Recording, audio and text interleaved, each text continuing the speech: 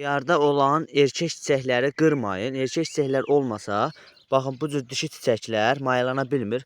Arxasında baxın bunlar yoxdursa, meyvə yoxdursa, deməli o dişi çiçəkdir. Baxın bunlar arxasında baxın meyvə yoxdur bax. Əlimdə tutduqlarım erkək çiçəkdir. Məsələn qapalı şəraitdə meyvə vermir xiyarlar. Arxasındakı bu meyvə quruyur. Ucu saralır, çıxır gedir. Onun da səbəbi nədir? Tozlama prosesi zəif gedir. Baxın, mən bu yanındakı erkək çiçəyin üzərini soymuşam. Baxın, bu hala gətirmişəm. Gətirirsiniz. Baxın, belə. Baxın, orada şeyim var.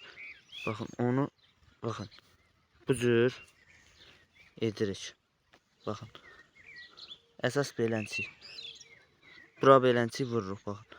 Vuran zaman buradakı tozluqlar ora qarışır və başlayır uşağım inkişaf eləməyə, çiçəklər tökülür və meyvə böyüyür.